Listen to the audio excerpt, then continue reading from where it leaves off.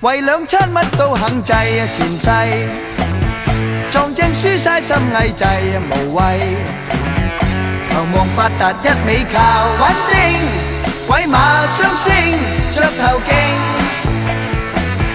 亂搏懵撈偏滿確唔曳，做慣監等經已係成例，求望發達一味靠穩定，鬼馬雙星眼傾傾，人生如賭博，贏輸都冇事定，贏咗得餐笑，輸過唔使興，做老千梗好搵過皇帝，扮蟹瀨嘢真正係滑稽，求望發達一味靠穩定，鬼馬雙星他現形。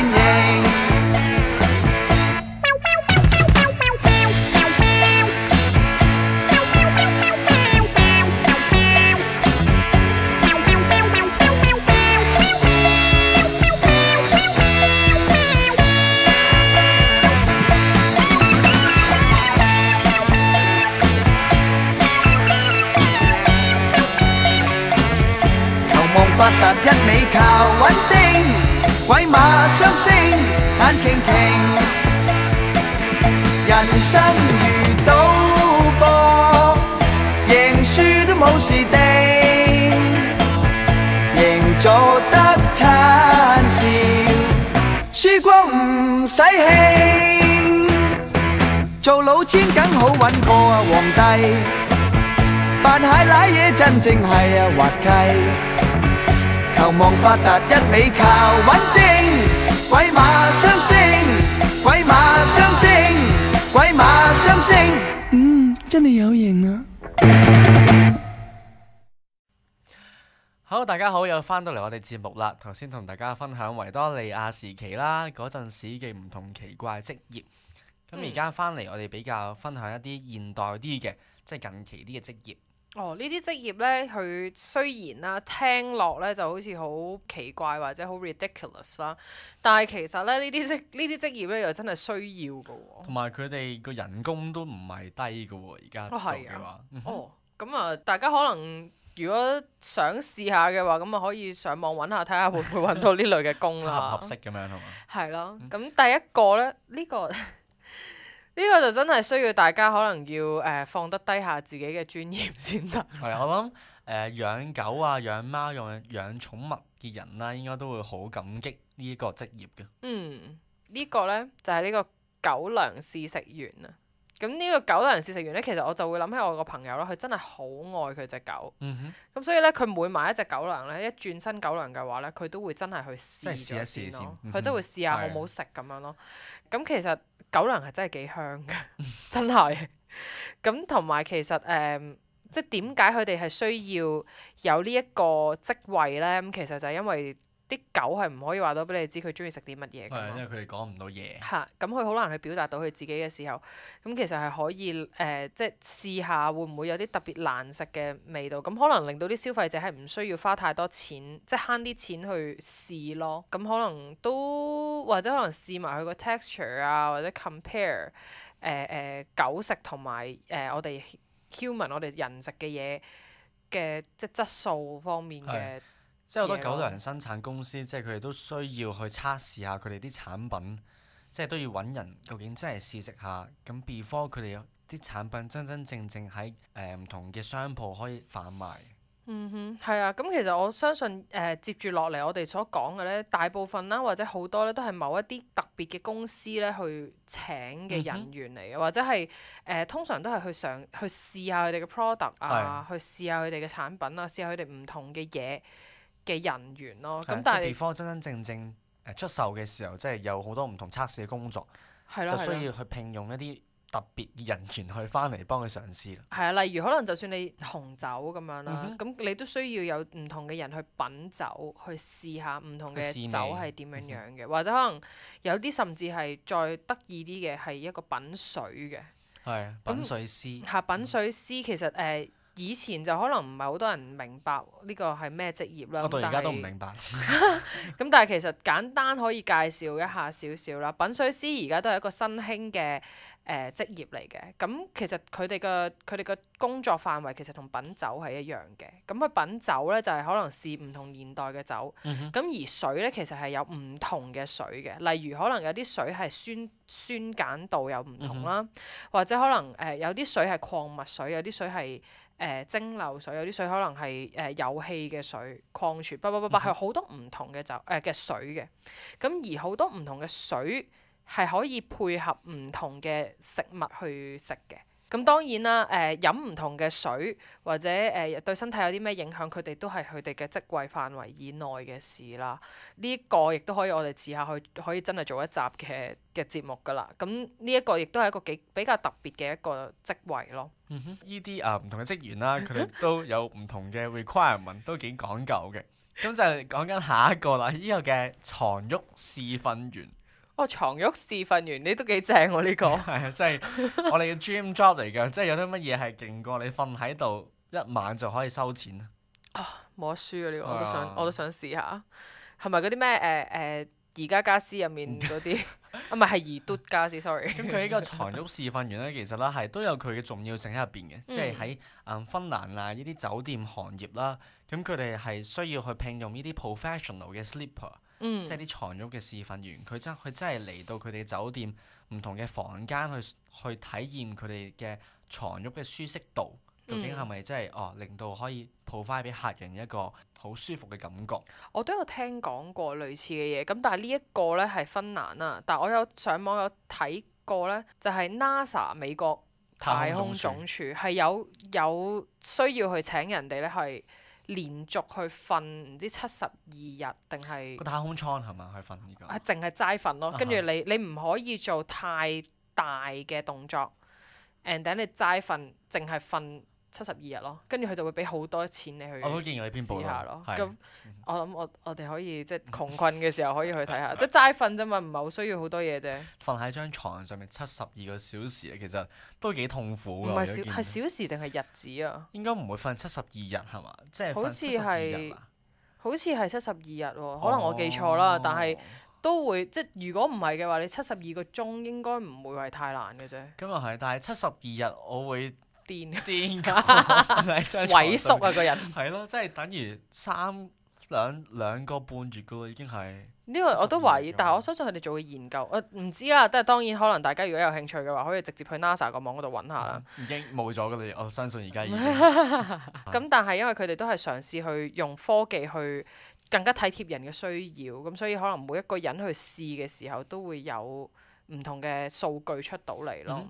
同埋呢個床褥試訓員啦，即係除咗酒店行業會聘用之外咧，另外喺醫學研究上面都需要用到呢啲嘅工作人員嘅。係啊。即係佢可能要做唔同嘅 research 啊，研究大腦我哋睡眠嘅時候個腦部嘅運作究竟係點樣嘅時候，都會聘用呢啲 professional 嘅 sleeper 去做唔同嘅測試。係啊，其實佢哋即係呢個每一個行業都有自己嘅用處嘅，真係。咁床褥試訓員聽落好似好舒服嘅，咁但係佢哋亦都需要，我覺得係需要一大，即係你瞓完一張床之後，你點樣去 break down 每一樣嘢嘅，即係可能軟硬度、support 度或者好多嘢，佢哋其實都係專業嘅，即係可能唔可以睇小每一個職業咯。即係唔係真係單單瞓覺咁簡單。係啊，不過接住落嚟嘅呢一個咧，即係真係需要你頂得順之餘，你仲要真係有一個好勁嘅嗅覺。係，即係嗅覺係要好靈敏先可以做得到。仲要可以分析得到到底有咩分別嘅。冇錯，呢個我唔得啦，我嘅嗅覺係好差㗎啫。咁呢個咧就係呢個體味檢測員。體味係包括啲乜嘢嘢咧？咁就係呢個口氣啦、你腳啦，或者係胳肋底啦。咁都係需要，即係呢個係比較人體入面係比較大味啲嘅地方啦。咁咧，通常胳肋底係咁其實咧，呢一個體味檢測員咧，其實真係即係你都會可以想像得到唔同嘅公司係會聘用，即係可能例如香口膠公司啦，或者香水公司啦，香水係啦，或者係止汗劑公司，或者可能即係幫你去治療腳臭嘅，或者口氣，即係可能醫學嘅其實都需要嘅。咁呢一個公司咧係即係可能就要請一啲體味檢測，因為機器係未必可以而家進化到咁準確。去話到俾你知有啲咩分別，可能佢只可以話俾你知佢嘅細菌嘅含量啊，或者可能好多唔同嘅資料可以俾到你，但係始終人去聞，即係人始終係去聞嘅嗰個嘅時候，咁都需要嘅呢一個職業。咁同時間地，我覺得呢一個職業其實都幾，我相信佢哋應該要幾高人工咯。我諗都應該要。即係你諗下，可能一日你唔係淨係問一個嘅喎，即係可能係問好多好多個，百幾個旮百幾個旮旯底，可能百幾隻腳啦，係啊，百幾個口，同埋可能係真係臭嘅喎，佢哋真係臭係，即係你話聞嗱，即係人好得意嘅，你聞自己嘅體味咧，你係冇所謂，因為我哋聞慣咗啦。係啦，或者可能你屙缽缽嘅時候咧，你聞自己啲缽缽咧，有味，但係唔會令到你咁辛苦。但係當你聞人哋咧，其實係好辛苦嘅一件事嚟嘅喎，即係我哋可以，你就咁講出嚟都可以想像得到有幾咁可憐。佢哋係着重嗰個嘅差別咯，即係你一定要有一個臭嘅開始，然之後當你用咗個產品嘅時候，突然間真係好香，有好大改善，呢個先係佢哋想 look for 嘅果效啦。係啊，所以可能佢哋自己本身都會比較有潔癖啊，喺體味方面。即係佢哋啦，係資料就話到佢哋需要每個月都要進行唔同嘅測試，即係務求等佢哋嘅嗅覺都可以有一定嘅程度，即係去達到呢個靈敏度，咁可以當佢哋去做任何嘅檢測嘅時候都可以更加準確。係啊，都係需要嘅，真係。係啊，即係如果你嘅嗅覺唔係咁靈敏嘅話，你根本就聞唔到有啲咩嘅分別。咁啊係。因為佢哋唔同嘅產品公司就係希望可以用咗之後有分別有幫助先用㗎嘛。即係如果你都解釋唔到，你都辨別唔到嘅時候，人哋點會再買你嘅產品？但係因為其實人呢，你喺某一個環境底下，如果係過臭嘅時候呢，咁其實佢哋個嗅覺係會變到唔靈敏嘅。即係已經麻木咗，因為太臭啦。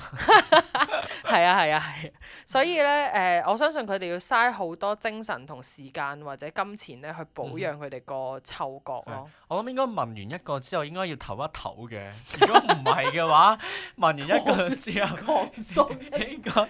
應該係冇分別嘅。即係如果佢連續1分鐘聞100個嘅話，我諗佢係應該聞唔到。佢聞完之後個鼻應該係玩完啦，狂索100個，諗起都有啲恐怖。好，我哋講個可愛少少㗎啦。講完聞旮旯底，我哋講個可愛少少嘅一個職業啦。咁呢個職業咧就係源自日本嘅。咁大家都知道日本咧係一個人來人往嘅城市啊，因為日本本身地細之餘咧人流都好多嘅。咁而日本嘅電車或者鐵路嘅系統咧都係好完善嘅。咁所以通常啲人咧係會使用公共交通工具去返工嘅。咁而喺上班時間咧，如果你喺香港有生活過啊，或者你曾經睇過啲片集咧，你都會見過有一啲人咧，即係好難逼得上地鐵嘅。咁或者可能逼得上佢哋嗰啲電車啊、火車啊嘅時候咧，都係有困難咧，因為太多人。咁而班次方面，可能你如果 miss 咗一班，你等3分鐘就係遲嗰3分鐘㗎啦。咁所以喺講求質素或者時間準時嘅情況底下咧，咁喺日本嘅某一啲鐵路公司咧，佢就請咗有一班人。咁呢一班人咧就係日文咧就叫做 Oshias。咁呢個 Oshias 嘅係乜嘢嚟咧？咁佢哋咧就係專係推人上車嘅一個職業。pusher 係啦，train pusher。咁呢個 train pusher 咧係我嚟做咩？就係當人來人往，好多人要上車嘅時候，可能有啲人逼唔入去嘅。咁佢哋就會用唔同專業嘅手法，安全地送你上車。即係推你入去，拱你入車。咁呢一個職業咧，其實都幾需要體力嘅，因為你啲人多嘅時候咧，咁因為其實你都知道，可能有啲人咧係會比較即係可能行到入車廂嘅時候，佢哋唔會行到最入面噶嘛。咁當然我覺得日本人咧，其實佢哋嘅教養方面啦，或者可能佢哋都會比較尊重大家禮讓啲嘅民族嚟嘅，佢哋都好多講求好多禮儀嘅民族。咁但係咧，即係我相信佢哋嗰個唔行入去車廂盡頭嘅嗰個情況，可能冇香港咁嚴重啦。咁但係當佢哋需要去用到呢個 train pusher 去，即係呢個 OCS 嘅人員去令到成件事去 run smooth 嘅時候咧，咁其實你可以睇得到咧，即係呢個職業咧係你可以話唔需要，但係亦都可以話係都幾需要，就係因為可能有啲人逼得太多咧。我見過有人係夾咗個菠蘿包喺個車門外面，或者書包夾咗喺出邊，係啦，咁就好慘咁樣咯。係即係咁你又要慢慢等嘅時候，咁其實你咁多卡車廂，你去逼 make sure 每一個人係入到去，同埋佢啲隨身物件係可以入到去車廂，咁其實都可以令到成件事係 smooth 好多嘅。即係大家喺網上面，如果打呢個嘅 train pusher 啦，都可以揾到佢哋啲短片、影片，講即係你會見到佢哋點樣推啲人入去啊！即係見到根本係冇可能㗎嘛，即係啲人喺個嗰度閘嘅出邊嘅時候，但係佢哋可以3-4個一齊推，可以令到啲人全部推晒入去架電車入邊，係幾咁？你都會真係唔知講咩好啦，已經。但係佢哋係專業嘅，佢係專業，佢哋會好安全，亦都用力度去 make sure 你可以入到架電車入邊嘅。可能佢哋每一個人都學過功夫添。我見過嗰個短片就係因為可能一個人唔夠力啊，跟住佢即係會 call 人嚟啦，跟住3-4個一齊擁你入去咁樣。咁但係佢係 make sure 你所有嘅隨身物品都係入到去個門入邊嘅，即係當佢哋閂到埋個門嘅時候咧，係唔會有啲嘢夾咗喺出邊咁樣。係啊，呢個都幾緊要嘅。但我成日都諗啦，即係當你咁辛苦逼入去嘅時候，咁如果打開道門之後，咁啲人咪會爆晒出嚟咯。因為我哋淨係睇到點樣推入去咁樣，咁冇講點樣啲人出翻嚟。咁樣佢我可能諗緊啦，即係根本連道門都打唔開啦，因為已經太爆嘅關係。係啊。所以我哋就唔知道究竟點樣可以令到啲人出翻嚟。我哋要親身去日本感受一下，知下。即係佢一開門就真係爆㗎喎。會唔會係一開門啦，啲人boom咁成個跌晒落地下，一個二個揼咁樣？真係唔知道，係。會好慘。咁講專業啦，接住落嚟呢一個咧，真係歷史悠久嘅行業啦。咁呢一個咧，專業嚟㗎，真係專業中嘅專業啦。咁呢個係乜嘢嘢咧？就係專業嘅哭喪女。咁即係請佢翻嚟係喊。係啦，請佢翻嚟喊嘅。咁或者係除咗哭喪女之外咧，有係叫孝女啦。呢個職業咧，其實係都幾歷史悠久㗎啦。咁喺好多世界各地都會有人有嘅。咁例如啦，可能有中國啦，中國都會有呢一個哭喪女啦，或者台灣啊，即係我哋中國人都會有嘅。咁而另外南亞地方啦、歐洲啦、中東地區啦，甚至古埃及啦、南美洲、非洲都會有。出現呢一個行業嘅記載啦，或者係咁呢個職業係愛嚟做啲乜嘢咧？咁其實就係可能你屋企有人過身，咁而你去呢個喪禮嘅時候，你去吊喪嘅時候咧，可能有啲人係佢會好唔識得點樣去表達佢悲傷嘅情感，咁以至到咧佢喊唔出啊！有啲親人，咁而呢啲親人喊唔出嘅時候，咁其實可能一嚟就係有啲家屬就會，或者可能左右鄰舍就會覺得呢個往生者嘅家屬咧，可能唔夠孝順喎，或者可能因為佢覺得佢喊即係唔喊就代表唔孝順。係啦，即係你 suppose 你失去咗親人應該係好痛苦嘅一件事。好傷心。咁但係你冇喎，即係你唔表達你哀慟嘅情緒嘅時候，咁其實佢哋就會可能。即係佢哋又怕人哋話佢啦，咁以至到咧為咗盡孝義，或者可能有啲係可以令到你喊得出，去宣洩咗你悲傷嘅情感嘅時候咧，去即係帶動到屋企人去喊咧。咁其實呢個哭喪女咧係都幾重要嘅一個職業嚟㗎。咁而呢個哭喪女，咁佢因為佢唔識個死者㗎嘛，可能咁佢會可能佢首先會了解咗死者嘅生平事蹟啦，去做過啲乜嘢好嘢啦。咁然之後到佢真係去哭喪嘅時候咧，佢唔係亂咁嚟嘅喎，佢咧可能都有步驟，都有係有儀式嘅咁樣，咁佢哋可能會喊咗先啦，即係真係會唱歌咁樣，跟住之後就慢慢去帶動嗰個情緒。佢可能未必真係因為死者真係去喊嘅，可能佢真係需要用到一啲外在嘅嘢食，或者可能有啲用辣椒、用薄荷，或者可能甚至好似周星馳呢個喜劇之王入面講話，可能用呢個wasabi 咁樣去，即係呢個芥辣嘅時候，可以令到你去喊到出嚟嘅時候，咁其實係去幫到呢一個人去，即係屋企人去宣泄佢嘅情緒咯。咁而佢哋可能又會讀下啲挽詞啊，去令到去大家去紀念往生者嘅時候，其實都去嘗試去有讀一啲祭文啊、唱歌啊咁樣樣。咁你上網其實都會見到某一個。即係有一啲哭喪女嘅，當佢做緊嘢嘅時候，佢哋嘅做嘢嘅表現係如何咯？咁另外其實可能除咗頭先所講啦，南亞、歐洲啊都會有嘅，即係古希臘人嘅時候咧，佢哋係會喺喪禮嗰度僱用一啲哭喪女。咁喺伊索寓言入面啦，其實就有一個故事就係叫婦人與哭喪女嘅呢個故事。咁佢都有提及到當時嘅職業哭喪女嘅呢個記載度啦。咁當然仲有其他可能法國嘅小説家喺佢有一個作品叫做高老頭入面嘅主角，佢亦都有僱用到即係呢個哭喪女啊去代哭咁樣。咁但係有啲人咧，其實就會認為呢個哭喪女咧係可能係愛面子或者係去虛偽嘅一個表現。即係有好有唔好咯，啲人覺得。係啦，咁但係同一時間地咧，其實有一啲心理學家或者可能呢個南華大學生死學系生命禮儀研究中心副主任阿楊國柱先生就認為咧，哭喪女其實就可以引導到呢個喪失咗屋企人嘅屋企喺呢個咁唔開心，即係咁悲傷嘅氛圍下面咧，係可以徹底去宣泄心入面抑鬱嘅難過咯。因為有啲人係可以表面上扮到好堅強咁樣，咁但係其實佢失去咗親人嘅痛苦，佢擺咗喺心入面咧，佢唔可以能夠即係表達佢足夠嘅悲痛嘅時候咧，其實係會成為一啲心理病嘅。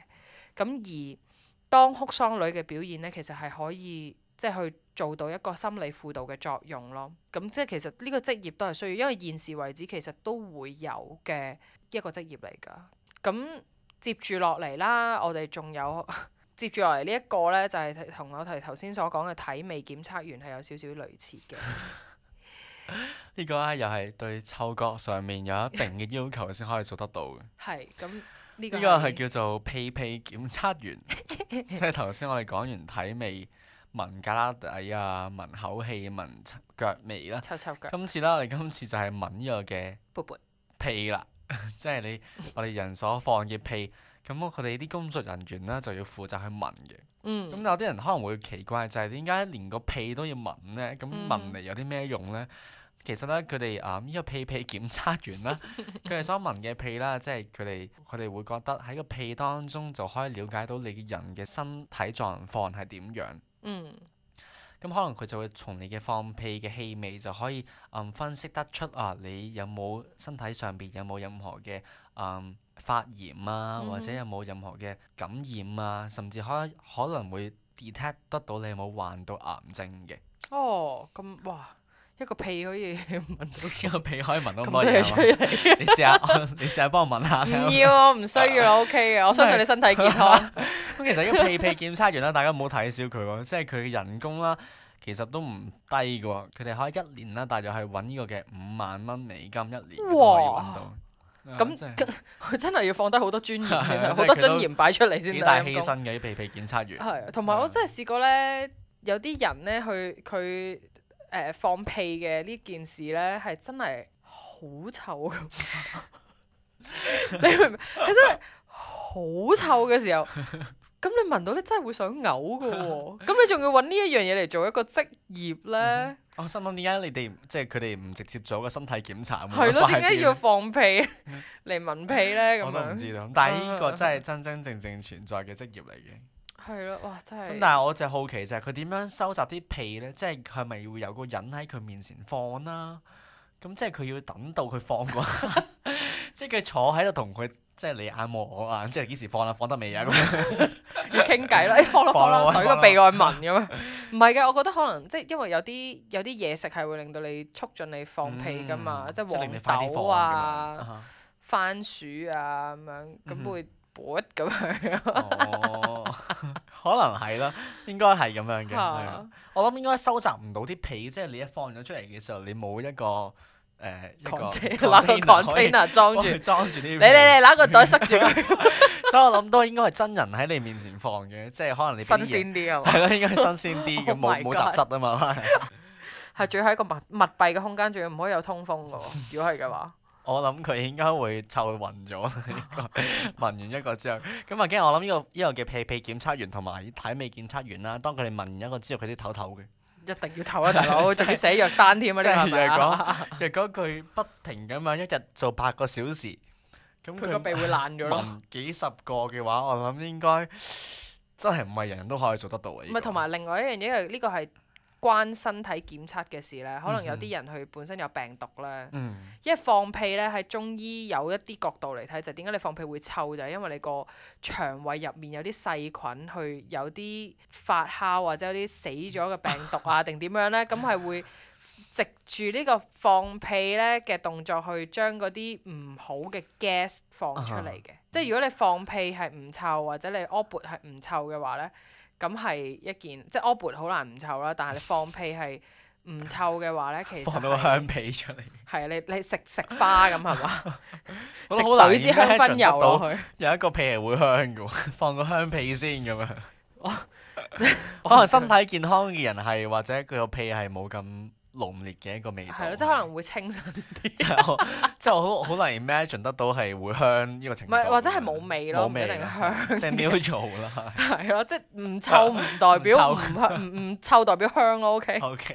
嚇，咁即係可能係，如果你係唔臭嘅屁嘅時候，即係可能只不過係放翻啲 gas 普通嘅空氣出嚟嘅時候，咁都可能就身體健康咯。OK。係，即係所以我哋人生係要追求放屁係唔臭噶嘛。冇臭屁。冇臭味屁噶嘛。anyway 呢個就係屁屁檢測員佢哋工作啦。嚇，咁最後一樣啦。最後一樣啦，呢個其實可能我自己就真係覺得都幾詫異嘅，聽到呢個職業之後。咁但係呢個仍然都係存在嘅。咁佢嘅人工其實都一樣係唔低嘅，都係揾好多錢嘅。呢個咧就叫做專業泡泡員。你冇聽錯，係專業泡泡員。佢工作係做啲乜嘢嘅？就係俾你一個泡泡咯。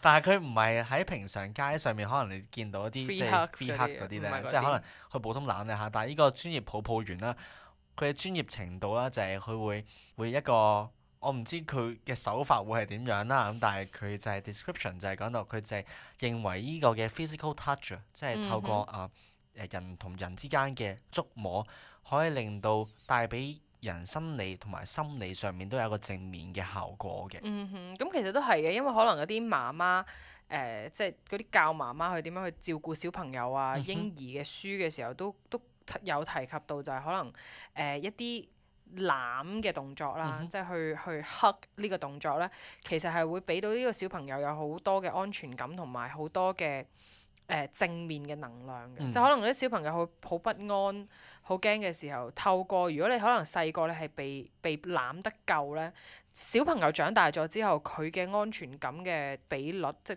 係大過唔夠嘅嗰啲小朋友咯。同埋 physical touch 都係一個愛嘅言語啦，即係好多人都會用 physical touch 去表達你人同人之間嗰份愛嘅一個表達嘅方式。係啦，咁有時係即係當然頭先所提及呢個 love language 嘅呢一樣嘢嘅話咧，咁其實本身 love language 咧係少少介紹啦，呢個係一個 test 嚟嘅。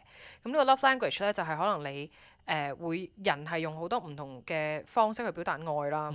咁呢個表達愛嘅方式，頭先有講到就係 physical touch 係其中一樣。咁當然仲有其他可能係言語上面嘅安慰到啦，然之後可能喺呢個行為啦，即係服務，即係可能幫你做嘢啦 acts of service。咁然之後 quality time 啦，即係可能我哋傾偈嘅時候係咪真係大家去傾心吐意去擺好多嘢出嚟咧？即係願意大家去擺時間。即係唔係淨係大家約咗出嚟，人哋撳電話咁樣嗰啲啦。咁然之後可能就係禮物啦，即係送禮物俾你嘅時候，咁去表達一個謝意或者表達愛啦。咁然之後最尾就即係呢個 physical touch 啦，5樣咁樣。咁可能大家如果有興趣嘅，可以上網去揾一揾嘅。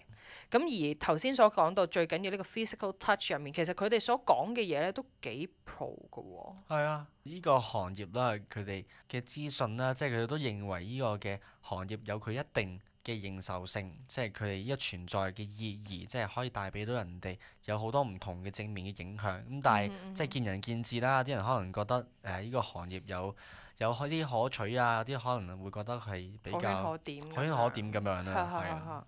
但係即係其實呢一個行業咧，好多時候會俾人誤會咗，就係因為我見到佢嘅介紹入面，佢都會提多次去強調，其實係唔會有任何性買賣嘅呢一個元素喺入面嘅，佢只不過係齋攬嘅啫，係唔會話係買身啊或者點樣樣。即係佢哋絕對唔係性工作者。係啦，絕對唔係性工作者，佢哋只不過係純粹，如果你係需要去被安慰啦，咁呢個攬嘅呢一樣嘢係可以去。即係佢提供嘅服務就係攬你。係啦，去攬住你咁樣，咁就咁的而且確係嘅，即係好似有少少分享啦。我係啱啱之前1月嘅時候撞咗車，咁當我撞咗車，我成架車反咗之後咧，咁其實當時我個心咧係好驚嘅。我當時咁啱，因為四方八面嘅居民啦，都即係衝咗出嚟去睇下發生咩事。